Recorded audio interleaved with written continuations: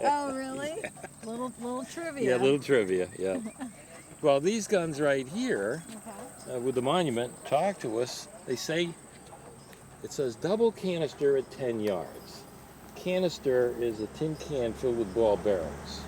Oh, yeah, so that is. Rather- Sounds like a shotgun kind That's of. exactly right. Yeah. So 2 of those shells in the tube, they're going to explode the moment they leave the muzzle of the gun. 10 yards means 30 feet in front of them, there were a couple of dozen Confederate soldiers. And when the smoke cleared, there was nothing. Oh. Nothing. One man later wrote that after the battle, there were palpable red mist in the air. Wow. What a description that is. Look at these horses. Hello.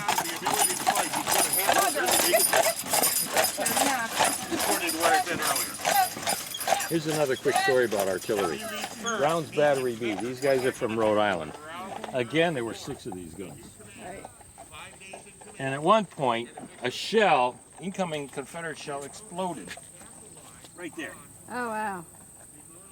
And it dented this. Went up, yeah. I mean, a couple of guys were killed. One guy was tossed 50 feet. Yeah. His chest ripped open. So they go to load the gun again. And the ball gets stuck right here Because of the dent. because of the dent. Yeah. And now the gun is no good. So it's got to be removed from the field, which they do. Fast forward to the 1980s. The gun is on display in the State House in Providence, Rhode Island. Yeah. And the tour guide in the building is talking about this gun and how the Confederates were such a great shot. They plugged the barrel with their shot. Well, that particular day happened to be a battlefield guide from here touring. And he said, "Excuse me, that's not what happened. That's a live round. There's powder attached to the back of that ball." And at that point, they cleared the building. They didn't know they had a live round. No, in they there. did not. And to end the story, the curator for all the museum pieces there got a bomb disposal people, man, to fix the gun. Yeah. But he said, "Don't damage it. Don't, nothing, you know? Yeah. Drill from underneath. Yeah. Drain Okay. it from back here so nobody can see the damage." Okay, yeah. So that's what they had to do. Oh, interesting. Gosh almighty. Oh, Huh. that's funny. Pretty cool. So let's walk up here for Yeah. a moment. Look at the book. The book over there. This is called the High Oh, Watermark that's what I was going Monument. to say, high watermark. Oh, this is the high watermark. Yeah, this is it. So this was the furthest, the Confederate guide? Is that what that means? Well, this book lists the names of all the commands in the fight, Okay. the Union and Confederate. And it's here because this is the cluster of trees that Lee pointed at when he said, "See Oh, those this trees? is the Go cluster of trees. there. Go there." Okay. So this is the focal point of the attack. Now your question is, how far did they get? Yeah. And the answer is, see that little scroll marker in front of the cannon over Yeah, there? yeah. The Confederates come across the wall. Uh-huh. The last surviving Confederate general is a fellow named Lewis Armistead. He reaches out, puts his hand on the wheel of a cannon, and he's promptly shot down. Oh, That's that marker right there. He got that far. You huh? got that far. That's their high watermark Yeah, literally. on, this is So Cemetery Hill. Several hundred Virginians come over the wall. There's fighting just like that monument shows. Yeah. The soldier holding his gun like a baseball bat. yeah. Over that way. Step forward just a little. If you look straight across the tongue on these wagons, there's a little brown marker on the other Yeah. side of the stone wall. That's from North Carolina. That tells us that's how close they got. Oh, okay. And beyond them, there's some Tennesseans and some Mississippians. On the Wow. other side of the wall, there are Union people from New Jersey, Delaware, Connecticut, Massachusetts, New York, screaming at them to surrender and come on in. It's over. You can't do any good. So that's that part of the fight. The Virginians are right in here. Armistead goes down right over there. He's been hit, I think he was hit 3 times. So he's going to get picked up. It turns out that he was a Mason, so he gives the secret sign of distress that they have. And there's a Union Captain Bingham, who also a Mason, recognizes that signal. And he comes over to aid the general. the general's handing off his Masonic pocket watch to the young man and telling him, give it to so-and-so. And so that moment is depicted in a monument that's at the north annex of the cemetery. So if you're down on Steinwehr Avenue where Dobbins House Tavern is, Yeah. if you look straight across the street and up into the cemetery, right against the back wall up there, is the Pennsylvania Masonic monument that depicts Okay. that moment. Oh, wow. Really a great sculpture. Oh, we're all Mason. I'm a Mason. How about that? So this is Union where it all and comes to Confederate. its conclusion. No, so Armistice was a Armistead. Armistead was a brigadier general from Confederacy, or just a He command. is, yes. And he crawled. He got there and put He's his leading hand. his men over the wall, and that's how far he got. But they're right here. The Union are right here. They're So all over the place. yeah. So, I mean, this is a big penetration. There's hand-to-hand fighting all through here in front of us. God. Yeah, it's crazy. So Union reinforcements are running up from the road. They're coming up from down here. Yeah. Because they can all see where the attack is focused. Yeah. This is the. So they're all coming in. They're going to yeah. just pile on. Because he ordered. I think you said this 12,000 all come Yeah. to this tree right here. Yeah. Break through this wall. Yeah. And of course, it didn't happen. No. Yeah. Wow. So if you said you haven't been in the visitor center yet. We have No. not. So you need to do that before you leave. Yeah. Okay. Yeah, we need to do There's that. a 20-minute movie there about Pickett's charge. Okay. After which they'll take you upstairs and put you in the center of our cyclorama. Cyclorama, yeah. Which, and Let's the, talk about that. the picture is painted roughly where the wagon is, right from that perspective. Yeah. So you're looking to the front, you're seeing the attackers coming, you're looking down this way, you're seeing the reinforcements running this way. You look at the back of the painting, they're coming this way. So you can see all this in the painting. Do they, when they reenact this thing, you've seen them reenact this, right? Do they Yes. reenact Pickett's charge? Are there thousands of guys here in uniform? Well, they don't do it on the battlefield. Oh, they don't. No, Okay. this is sacred Oh, grounds. okay. All right. Interesting. I Yeah. thought they did. No, they use a farm that's Okay. a couple of miles out that way. They don't. They out don't. toward Sachs Bridge. That Wait, you were why? talking about. Why wouldn't they let them do this? I guess. I What's mean, that? I don't know why they wouldn't let them use the actual. No, this is sacred ground. Okay. A lot of bloodshed here. And the accountant in me figured it out one day, or at least I think I got close. Between all the dead, all the wounded, both sides. My best guess is somewhere in the neighborhood of 16,000 gallons of blood were shed on this battlefield. Oh, you figured that out. 16,000 gallons. I wouldn't swear to it, Yeah. but it's the accountant in me an being a little cuckoo. Dude. See, look at Rohite and Vermont. Nothing from Cleveland. It says Ohio. We Yeah. have states.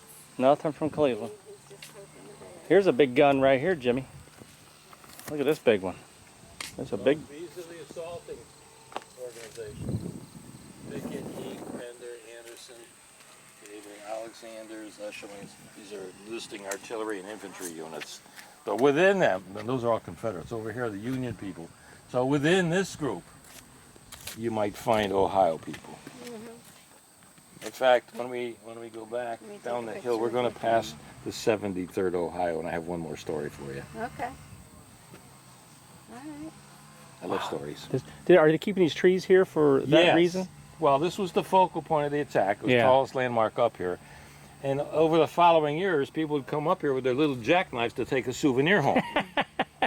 So they had to put the fence around to protect the trees. So these are the offspring of the original. Yeah. What's it? There's a placard down here. Let's look and see what this is. Well, here's all kinds of placards. 19th Massachusetts volunteer position of this regiment line of battle was hurt. Okay. 119 yards SSC. Wonder what that means, Jim. Where are you looking at? Battle was 119 yards SSC. South-southeast. Oh, okay. Passing at this point, Colonel. Anxious to be in the right place, applied to me. So south-southeast would down this way. All the bloodshed here, Jim. Yeah. The horror. Yeah, absolutely. Yeah, this is hollow ground, you know. Hard to comprehend. The men. Look how beautiful it is out here today. Oh, it is. It is. The men sacrifice their futures here, you know. If you were shot, though, you might have bled right out here in a couple hours, you know. Easy. You know? This is such a big event. Yeah. I have a copy of a letter from an Englishman who came over to fight for the Union, and he was down near the peach orchard. when he was injured. He wrote to his girlfriend from his hospital bed in Baltimore about 3 months later, and he described in detail what happened. He said the first bullet struck me in the right knee, and as I was going down, a second one hit me in the left hip, and it spun me around and slammed me on the ground so hard that it knocked the wind out of me, and my captain left me there for dead. And as I lay there, a shell exploded overhead, and I was hit twice more in the back. Oh my God. That was around 6 o'clock on the evening of July 2. He did not get picked up until the evening of July 6. Oh my What was gosh. that? A soldier down there by the peach orchard. Oh, wow. So he lied there for a couple days, yeah, 4 He's days. bled, he's dehydrated, he's in shock. Yeah. Just amazing. Yeah. We'll never know how many died for lack of care. Never know. Yeah, But it's such a big event, you can't get to them all. right. Yeah. Did these balls, did they have a fuse in them or what? Yes. So when you lit the gunpowder, you also lit that thing, so it Yeah, exploded. those are small. This is a bigger ball. Okay. But yeah, it would have a. Was it Well, look right here. See that spot right Yeah. there? Right there? Oh yeah. That's where the fuse would have been. Okay. And it would have been a timed fuse. So the fuse itself was inside the ball, and right around the top there was a little lead cover with numbers on it. And so if the gun captain said, give me a 3-second fuse, the guy who was preparing it would poke a hole in the number 3, No. and then 3 seconds downrange it explodes. No way. Yeah. 2001, So that's how it works. 2002. Yeah. 2003. That's it. Okay. Traveling at 14 feet per second, so that's roughly 3/4 of a mile, it's going to reach the tree line across the field. How did they light that? How did they light the fuse in there? They had Well, to light when this. it's loaded, and- there's a bag of powder attached to it. Yeah. It's called a sabot, a French term. Oh, it lights when the whole thing goes on. Well, no. What happens is the powder bag is attached to the ball, so it's pushed down the Yeah. tube to back here. And then there's a pointed piece of metal that puts a hole in the powder bag. Okay.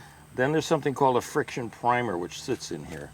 It's basically a little tiny tube about so big with a piece of twisted wire across the top that attaches to the lanyard. So when you pull the lanyard, it makes that little wire twist and turn, creates friction, lights the chemical in here, shoots down, hits the bag, bang. Yeah, Okay. because I've seen them like pull the Yep. thing to fire those. Yep, yeah. exactly. Okay. That's how it works.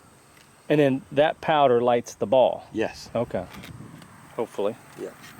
Here's one with the ball stuck in it, Jim. Look at this. Look at that. That's the one you were talking about. They brought it back. They never got it out. I think it's a different. 107. The tube itself weighs 819 pounds. Oh, they got a weight on it. Yeah. Carriage weighs 2,000 altogether. Yeah. One horse pulled this This one was made in 1861. Yeah. PIC means Phoenix Industrial Company in Philadelphia. Wow. No, this attached to that two-wheeled wagon. The horses are attached to that two-wheeled wagon. Would pull this Oh, I and that see. together. So I it's 6 see. horses doing that. Oh, 6 horses. Yeah. There's a little pin on the back of that wagon under the box, and there's a ring here at the tail of the gun. And that's where it hooks Sits into. right on the pin. Let's take a picture of all 3 of them. There we go. I see 6 horses, not just Right. so. Wow. Yeah. Here's a So look, question. this is a good depiction of what's going on with an artillery unit. Oh yeah, let's look at this. Oh yeah, look at the horses, Jimmy. Yeah. 6 horses right there.